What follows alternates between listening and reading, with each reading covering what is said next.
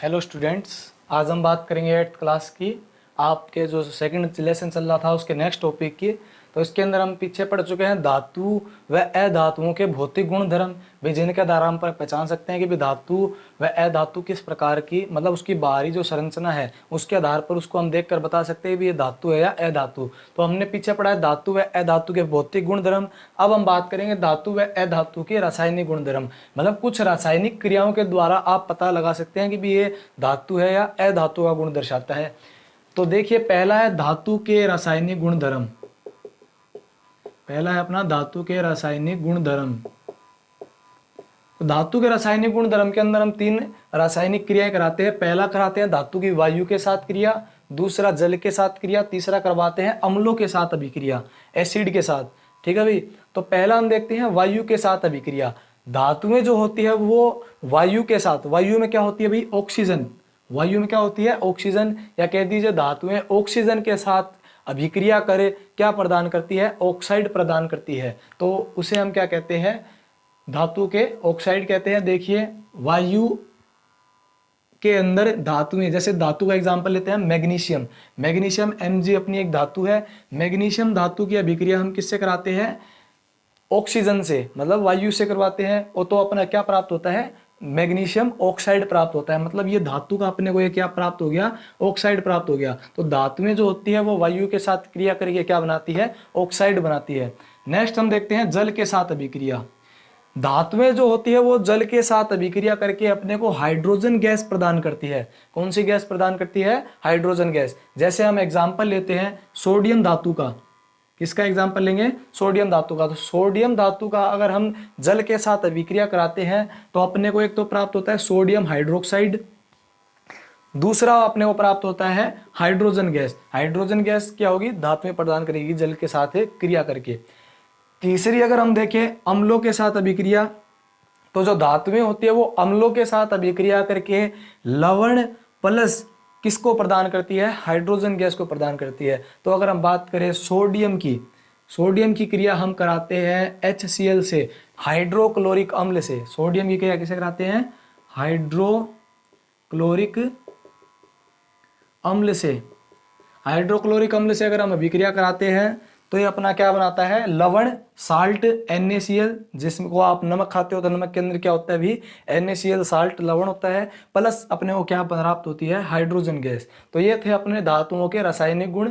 वायु से क्रिया क्या प्रदान करेगी? ऑक्साइड। जल से क्रिया क्या प्रदान होगी? Hydrogen gas.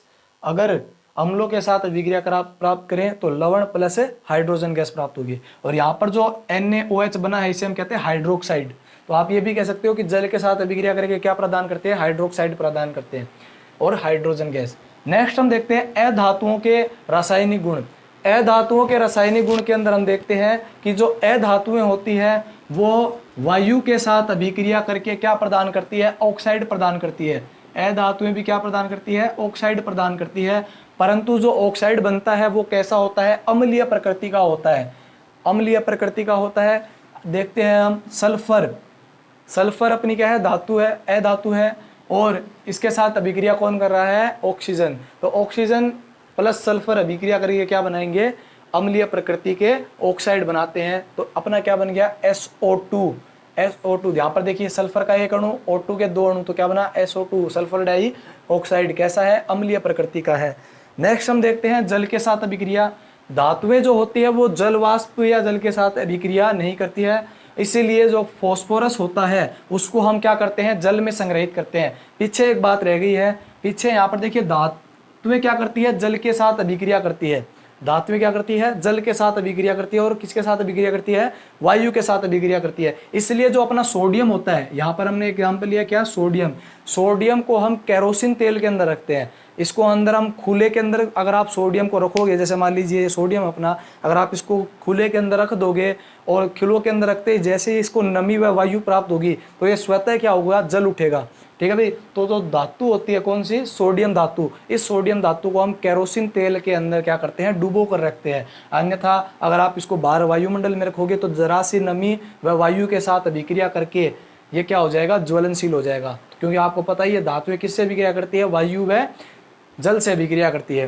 इसलिए जो अ धातु है, अ धातु हमें पता है जल से क्रिया नहीं करती, तो इसलिए आप अ धातुओं का जल में संग्रहण कर सकते हैं, मतलब उनको जल के अंदर रख सकते हैं आसानी से।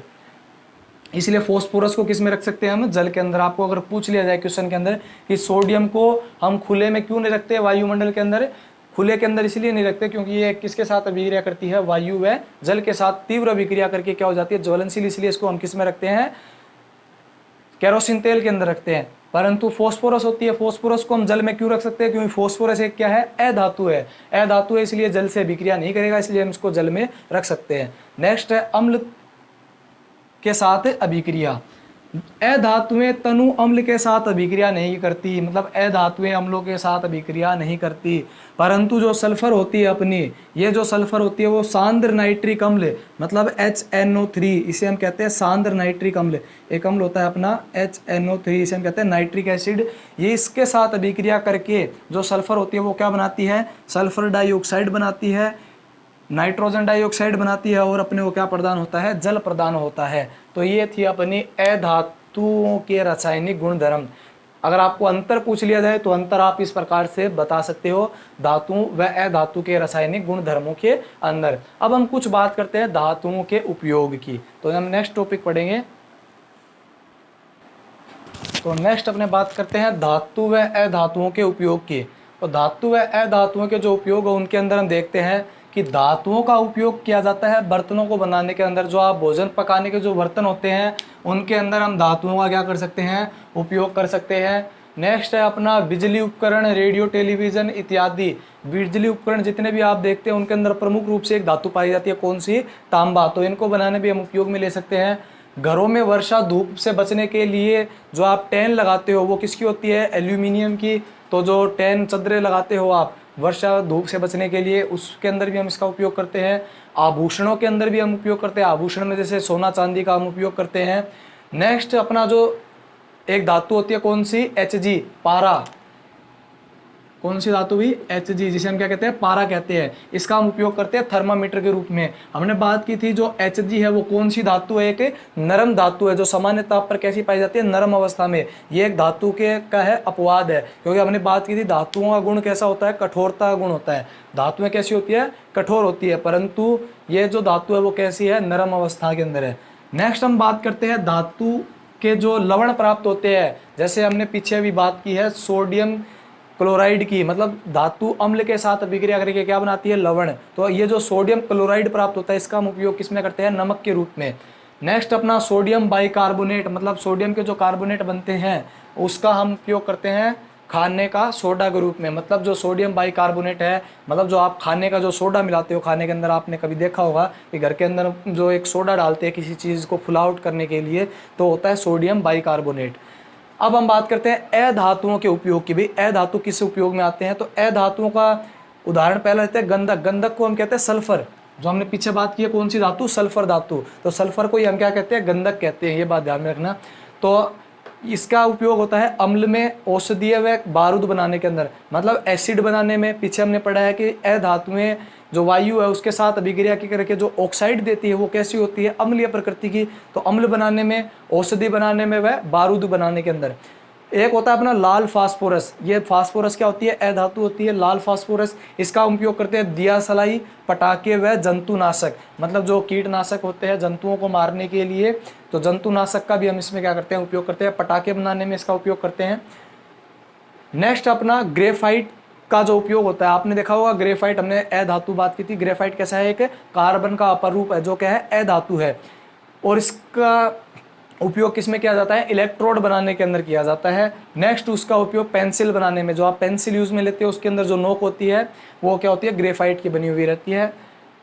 अब कुछ एक बात आती है अपनी उत्कृष्ट धातुओं की। कुछ धातुएं क्या होती है, उत्कृष्ट प्रकृति की होती है। उत्कृष्ट मतलब ऐसी धातुएं जैसे सोना व चांदी, इनकी क्या होती है, एक अलग ही चमक होती है। और ये न तो वायु, जल, अम्ल व क्षारक, मतलब वायु, जल, अम्ल व क्षारक, इनसे क्या नहीं होती, प्रभावित नहीं होती। तो ये क्या होती है, उत्कृष्ट प्रकृति की या उत्कृष्ट प्रवृत्ति की धातुएं होती है, इन्हें हम कहते हैं उत्कृष्ट धातुएं। एग्जाम्पल अपना सोना। सोने की अगर हम उत्कृष्टता देखें तो सोने की शुद्धता को मापने की जो इकाई होती है वो क्या होती है, कैरेट होती है। सोने की शुद्धता को मापने की इकाई क्या होती है, कैरेट होती है। और जो 24 कैरेट होता है, 24 कैरेट का आपने सोना सुना होगा, अभी 24 कैरेट जो सोना होता है वो क्या होता है, एकदम शुद्ध होता है। तो 24 कैरेट जो सोना होता है वो क्या होता है, एकदम शुद्ध माना जाता है। सोने की शुद्धता को मापने की इकाई क्या है, कैरेट है। तो ऐसी धातुएं जो वायु, जल, अम्ल व क्षारक इनसे क्या न हो, प्रभावित न हो, वो धातुएं क्या कहलाती है, उत्कृष्ट धातुएं कहलाती है। और 24 कैरेट से अगर नीचे आप 22-23 कैरेट सोने की अगर बात करें, तो 22 कैरेट व 23 कैरेट का जो सोना होगा, उस सोने के अंदर कुछ अन्य धातुओं को मिलाया जाता है, मतलब इसके अंदर कुछ ना कुछ थोड़ी बहुत अशुद्धि मिलाई जाती है। ठीक है भाई, तो शुद्ध कौन सा होता है, 24 कैरेट होता है। नेक्स्ट हम बात करते हैं मिश्र धातुओं की। मिश्र धातुएं ऐसी धातुएं होती है जो धातु व अधातु, दो या दो से अधिक धातु व अधातु का क्या होती है, एक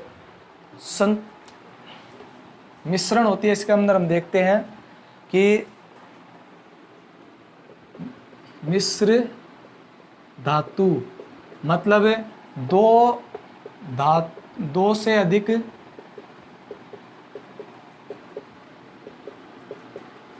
धातुओं का क्या हो, मिश्रण हो एक निश्चित अनुपात में। दो या दो से अधिक धातुओं, या धातु प्लस अधातु भी हो सकता है, धातु प्लस अधातु भी हो सकता है, इसके अंदर धातु प्लस धातु भी हो सकता है। तो अगर मान लीजिए दो या दो से अधिक धातुओं का क्या हो, या अधातुओं का हो मिश्रण हो एक निश्चित अनुपात के अंदर, मतलब एक निश्चित अनुपात के अंदर दो धातुओं को या एक धातु या एक अधातु को क्या करा जाता है, मिलाया जाता है। तो जो धातु हमें प्राप्त होती है उसे हम क्या कहते हैं, मिश्र धातु कहते हैं। मिश्र धातु का हम उदाहरण लेते हैं स्टेनलेस स्टील। आपने देखा होगा जो घर के अंदर जो बर्तन होते हैं वो कभी भी जंग नहीं खाते, वो जंग नहीं लगता। क्यों नहीं लगता, क्योंकि वो क्या है, एक प्रकार की मिश्र धातु है। उसके अंदर क्या मिलाया गया है, क्रोमियम प्लस निकल को। किनको मिलाया गया है, क्रोमियम प्लस निकल। ये दो धातुएं मिलकर क्या बनाती है, एक मिश्र धातु का क्या करती है, निर्माण करती है, स्टेनलेस स्टील। स्टील के जो आप बर्तन होते हैं अपने घर के अंदर, वो देखे होंगे कभी जंग नहीं लगता। क्यों, क्योंकि वो उसके अंदर दो धातुओं का क्या है, मिश्रण है। तीसरा हम देखते हैं पित्तल। पित्तल की धातुएं किनसे बनी होती है, जिंक, जिसे हम कहते हैं जस्ता। जस्ता कौन सी धातु है, जिंक धातु है, प्लस में तांबा। ये जो दो धातुएं होती है, जिंक प्लस कॉपर, इन दोनों को मिलाकर किसका निर्माण किया जाता है, पित्तल का निर्माण किया जाता है। तो ये थी अपनी मिश्र धातुएं। तो ये आपका जो सेकंड लेसन है वो क्या हो चुका है, कंप्लीट हो चुका है। धातु व अधातु, इनके भौतिक गुणधर्म, रासायनिक गुणधर्म, धातु व अधातु के उपयोग, उत्कृष्ट धातुएं, मिश्र धातुएं। अब हम नेक्स्ट बात करेंगे अगले चैप्टर में आपके तीसरे लेसन की। तो ये आपका लेसन यहाँ पर क्या है, कंप्लीट है। Thank you.